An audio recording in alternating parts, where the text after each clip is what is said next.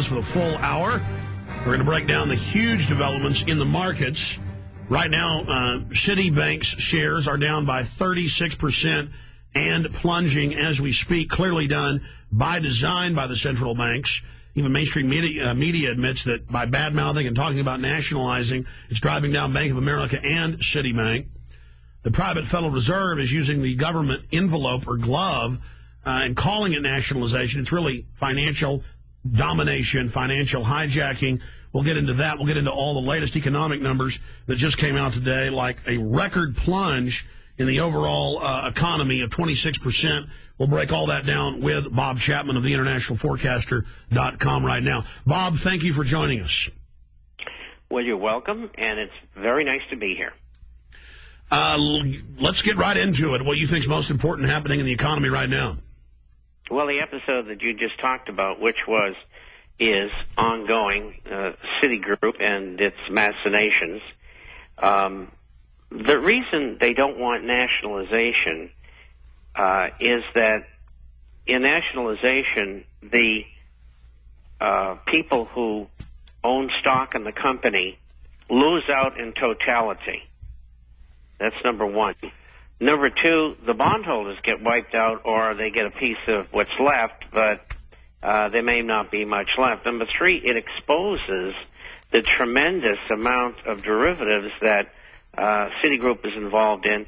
It kills all of the bonuses, all of these extra golden parachutes and all those kinds of things that the management has.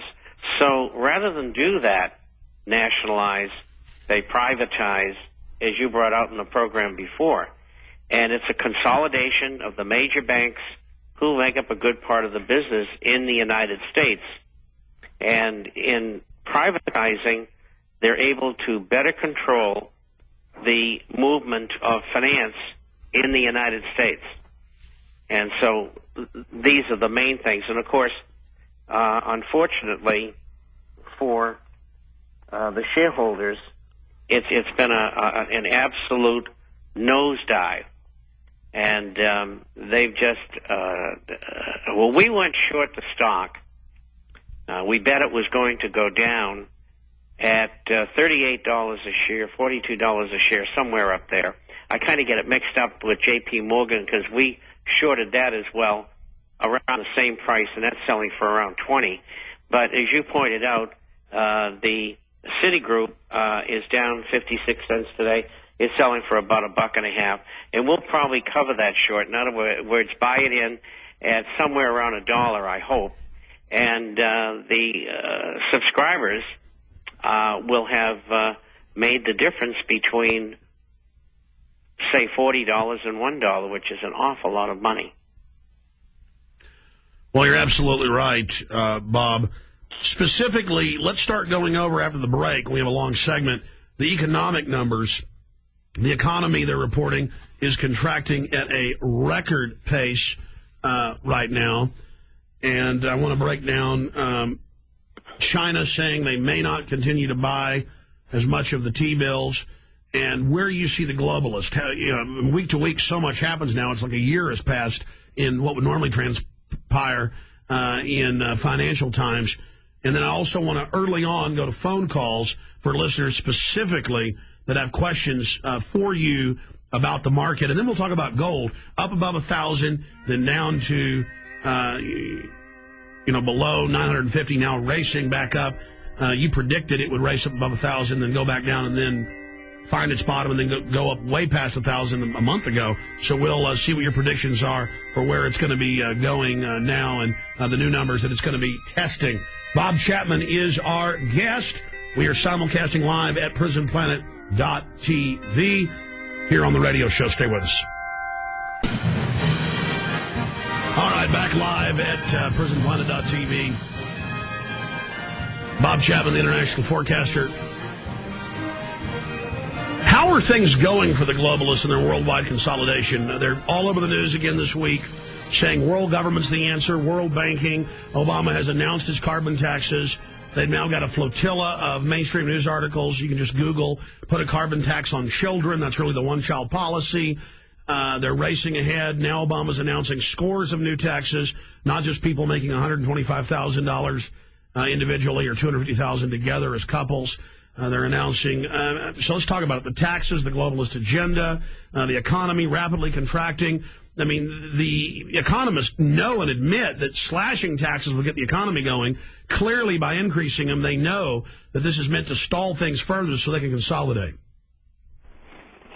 I think you're right, particularly on the taxation issue. Of course, the money that they've been spending is atrocious.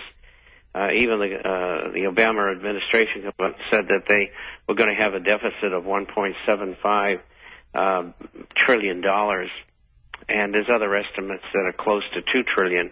And so, we've been right on our guesstimates. Actually, ours started at 1.3, and then we get into it deeper, and it's like going through a garbage dump, and it just keeps on getting worse. But anyway, what's going on in the markets here is great indecision because I don't think Wall Street and professional investors quite envisioned the changes that are taking place to be the kind of changes that they anticipated. And so they didn't happen. Worse things did. Higher taxes, particularly if they put taxes on share transactions, which they've talked about as well, is not very good for Wall Street. The earnings are going to probably come in on the S&P 500 about $28, and that would reflect into the Dow Jones Industrial selling around 6,000. So I'm looking at 6,000 to 6,600, somewhere down in there, and the market has no real strength. Every time it tries to put a rally on, it's cut short. The same thing happened again today, and it's in progress. As far as the gold is concerned, we've had a very quick correction this week. It swung down through the 930 area, which was about a $70 adjustment over 4 days. And actually, for you people who haven't been in the market for years like I have, when you have adjustments like that and they're quick like that, they're very, very good. Now, I know an adjustment isn't good, but if you're going to have one, that's the best kind to have when it happens quick. And it happened quick. The question is this the bottom?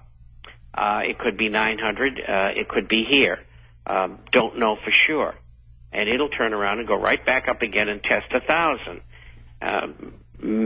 I think it should happen immediately or fairly quickly. If it doesn't, it'll certainly happen by the fall. And so gold is going to break out. And the insiders know that. They're just trying to delay it as long as possible, just like they are trying to delay what's going on in the markets and in the economy and in finance. And those figures they came up with this morning about GDP falling in the fourth quarter, what was it, 6.3%? The figures are even worse than that. I mean, you know that they never tell the truth. Yeah, they're saying biggest drop in 26 years. Yes, that's correct.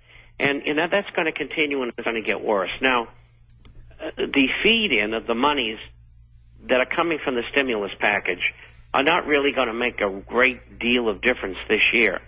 It'll help a little.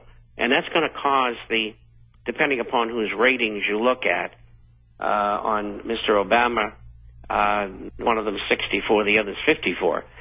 He's going to be down by September, October around 40 to 35 because people are going to realize that this program is just not going to work that well. Do you see them staging a terror attack around that time to try to rally support around the messianic leader? I mean, I don't see them getting their agenda through without them staging a terror attack, releasing a bioweapon to pose as saviors, or launching a new war. Well, it's certainly very possible. The problem is the timing is so difficult because 35 or 40 as a approval rating really isn't bad. It's not good, but it's not bad. And I don't know that they would create a false flag operation based upon that. The most of the money that's in that package is going to be coming out next year. So next year could be a holding hiatus point and maybe a little bit better than this year. And the reason for that, the reason I packed it that way, is because there's a congressional election next year. And all these people who are Democrats want to get reelected. So, this is why people think things are going to happen quickly. And there's so many things you have to factor into this thing. And these people have the ability, through Congress, to do stimulus packages. In fact, I think they'll have another one next January, probably for $2 trillion. Well, Obama's already saying another banker bailout, which will be the one that sets up the new global New Deal, the new global bank. Oh, it's going to help you globally with U.S. taxpayer money. Bob, a few weeks ago, you said you were revising your forecast a bit from complete depression within 2.5 years to a year and a half. Are you